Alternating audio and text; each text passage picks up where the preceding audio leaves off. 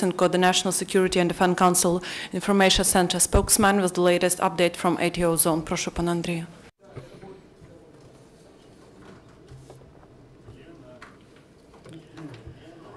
Good afternoon, esteemed colleagues. Today, at 8 o'clock in the morning, the working group of Joint Center on Control and Coordination of Issues as to ceasefire and stage-by-stage stabilization of the line of separation of parties started working. It includes the representatives of Ukrainian side monitoring OSCE group and 76 military of armed forces of Russian Federation. The main objective of this working group is to implement the measures directed to establish the ceasefire, the regime of silence. It's provided to take away the weapons with the caliber above 100 millimeters to the distance and creating of a 30-kilometer separation zone, and also including the mine and explosive fencing in the regions which are identified by the parties. This zone of these regions as to ceasefire will be divided into 4 or 5 sectors of security, where they will be working from 3 to 5 monitoring OSCE groups together with representatives of Ukraine and the Russian Federation. It is important that the working group will exercise control over the ceasefire during all the period of stabilization of the situation on the territory of Donetsk and Lugansk regions. The peace plan of Petro Poroshenko started working, and it is now joined by all the sides which are to monitor the ceasefire regime. The tasks which are set to this group of this joint center are very topical, because during 24 hours the illegal military formations were shelling at the checkpoints and positions of the units of the forces of ATO. The terrorists do not leave the attempts to seize the positions of the Ukrainian military near Nikishina. It was shelled 4 times. Also, they were shelling at Malo Orlivka of Shakhtarsky district. The shellings were made of artillery and small arms. After that, there were attempts of the offense. All the attacks were repelled. The terrorists lost people near Kamenka.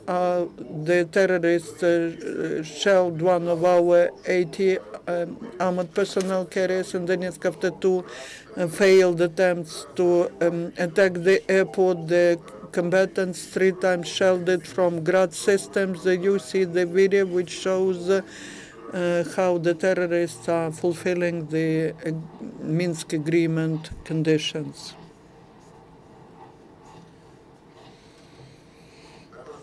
Yesterday, near Sartana of Donetsk region, terrorists from the were shelling the checkpoint which is located at the crossroad Kominternova Mariupol-Talakivka. During this shelling, the reconnaissance group from ATO stopped the local citizens who was coordinating the shellings of checkpoints of our law enforcement. We have no losses during the last 24 hours. National Guards near Debaltseva seized 2 armed terrorists. They just by accident got to our checkpoint, and they were stopped there.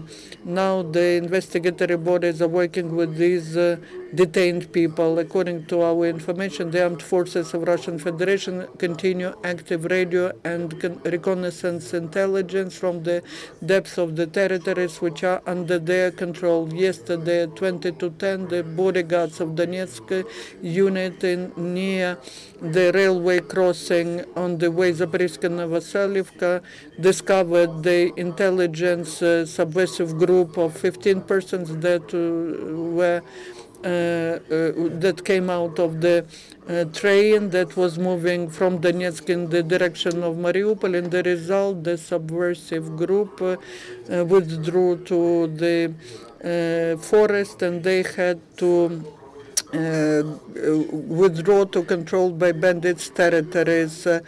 Now, during the last day, there were no facts of violation of the airspace of Ukraine. As to the situation in the settlements in ATO, the law enforcement bodies of Ukraine continue to investigate the mass crimes of terrorists against peaceful population in Lugansk and Donetsk regions. According to the information of the Prosecutor General Office, only in Slavyansk now they have the criminal proceeding of 24 cases where there are people perished. There found mass bearings in the graveyards at Demyana Bidna and Smolna streets. There was exhumation of bodies done, and they are sent to the Bureau of Forensic examination. According to the previous information, these people were killed in the beginning and in the middle of June, when Slavyansk was under the control of terrorists of Girkin. They identified the names of 12 people killed. The investigation continues. This is the phone conversation of Kazitsyn general and one of his combatants. This crime is committed by Kazitsyn, the citizen of Russian Federation, the leader of the group of Mr. General. This is proper. Sorry for concern. I have an accident. A drunk Shakhter came from position, and the Russians are with him. They took a person and slaughtered him and dug near their base. And now we are digging out the dead body. Shakhter is drunk together with these Russians. He left. Shiza is his nickname. That is the problem we have. So is this information disseminated already? Not yet. No one knows everything, but so that no one knows it. Do you understand? Yes. No one should know.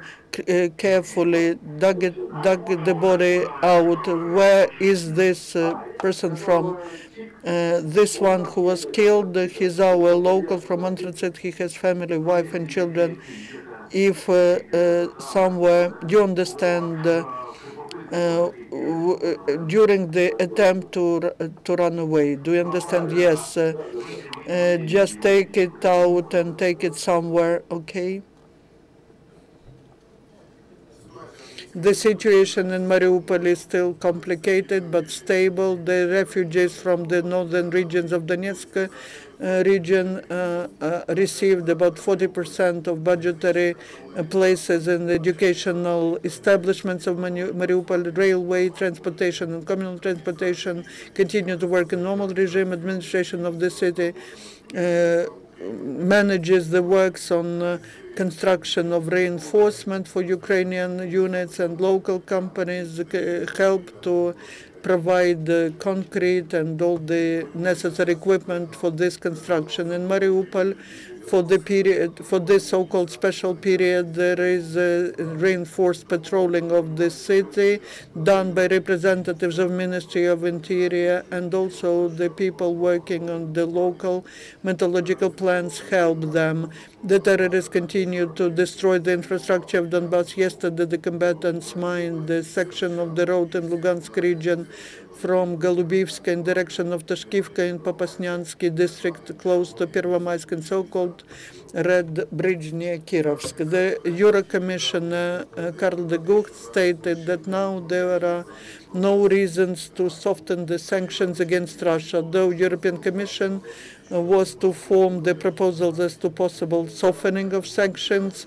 Karl de Gucht stated that most probably European Commission will not recommend such actions. Now there are no reasons to change anything in the issue of sanctions. What is needed is executing the plan of peaceful settlement, respecting the territorial integrity of Ukraine. We do not see that now.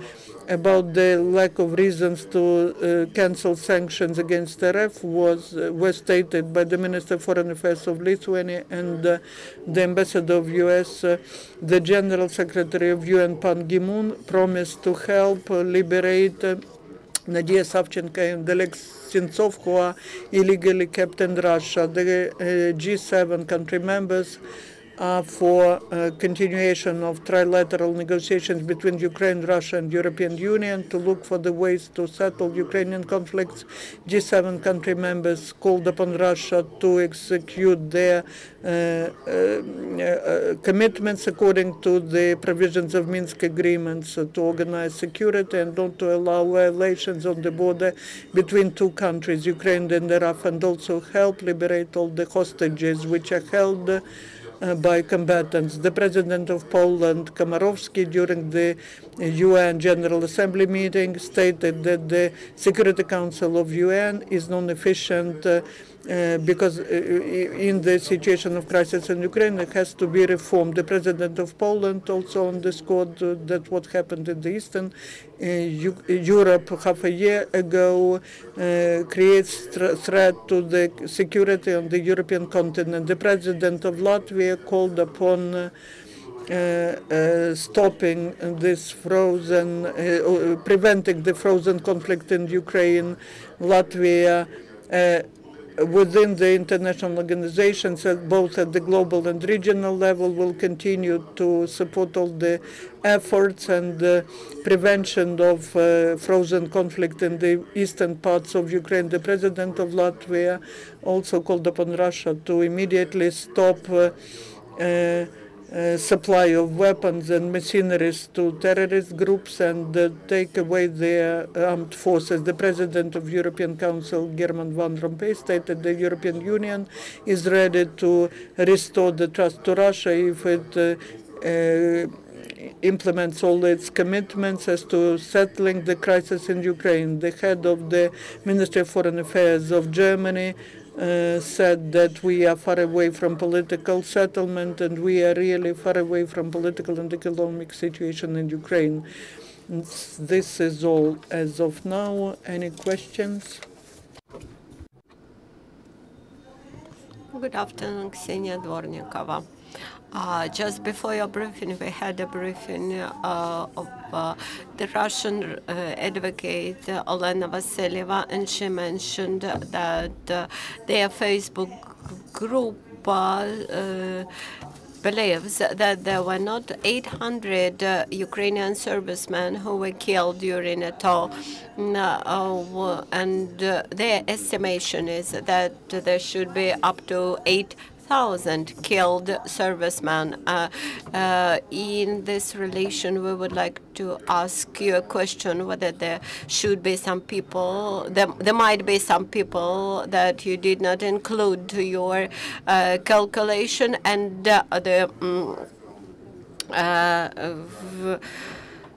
what could you remind the exact figure? Currently, we are unable to provide the accurate figure of people who were killed and who died in result of that warfare, and because now we are carrying out forensic expertise of DNA and trying to identify how many people out of that who currently are registered as disappeared people and missed people, how many of them were really killed and are dead now.